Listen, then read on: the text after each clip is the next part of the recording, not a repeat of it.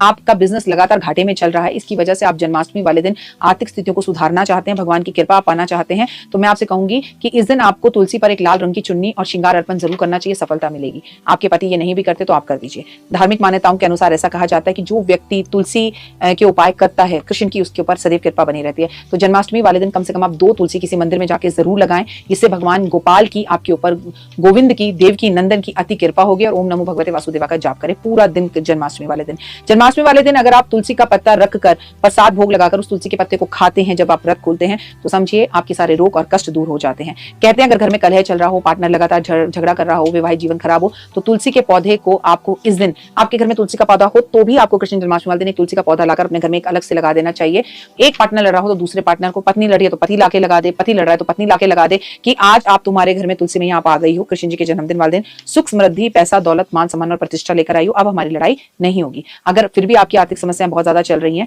तो आपको क्या करना है, अपने पर्स, अलमारी, जहां पर भी आप पैसे रखते हैं, धन धान्य रखते हैं, वहां पर इस कृष्ण जन्माष्टमी एक चांदी की छोटी सी तुलसी रख दीजिए। भाग्य उदय करने के लिए आटे का दीपक बनाइए, उसमें घी डालिए, एक चुटकी हल्दी डालिए और शाम के टाइम तुलसी जी पर 4 मुखी दीपक जलाइए और अपनी किस्मत खोलने की कामना श्री कृष्ण भगवान और तुलसी जी से कीजिए। आपकी हर मनोकामना पूर्ण हो, इसलिए आप क्या करें, पीतल के लोटे में 4 से 5 तुलसी की पत्तियां डाल के और 24 घंटे के लिए इसे, खासकर जन्माष्टमी वाली रात को में जल भर के छोड़ दीजिए और अगले दिन सुबह, जन्माष्टमी के अगले दिन इससे गृह प्रवेश से पूरे घर में छिड़काव करते हुए इसे आप छिड़काइए और इसे पीजिए, मनोकामना पूर्ण होगी। आर्थिक संकटों को दूर करने के लिए तुलसी की जड़ में गंगा जल इस दिन जरूर डालेंगे और रात्रि ठीक 12 बजे जो लोग तुलसी जी पर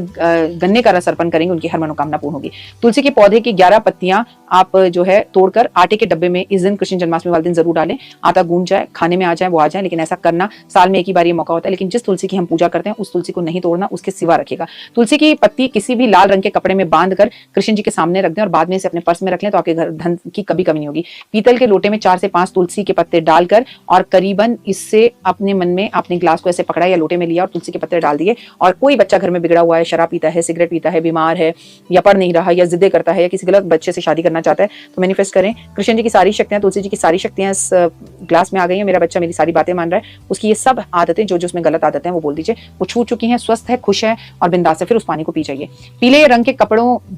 कपड़े में तुलसी जी की मंजरी को तोड़कर आपको आज के दिन महादेव के ऊपर अर्पण करके आनी चाहिए, इससे महादेव बहुत प्रसन्न होते हैं। याद रखिएगा, महादेव के ऊपर कभी भी तुलसी अर्पण नहीं की जाती, तुलसी के ऊपर जो बीज होते हैं उसे मंजरी कहते हैं, वो अर्पण की जाती है। तुलसी की जड़ में आज आप एक काले रंग की कौड़ी जरूर दबाएंगे, ऐसा करने से आपके घर में धन धान्य और वैभव बढ़ेगा, धन से कभी आपका घर खाली नहीं रहेगा। तुलसी की 108 परिक्रमा रात को जरूर करनी है, तुलसी के पास दिए जरूर जलाने हैं, तुलसी देवी को बहुत बहुत कृष्ण जी के जन्मदिन की शुभकामनाएं देनी है। ऐसा करने से आप दीन दुगनी राज चौगुनी तरक्की करेंगे। उम्मीद है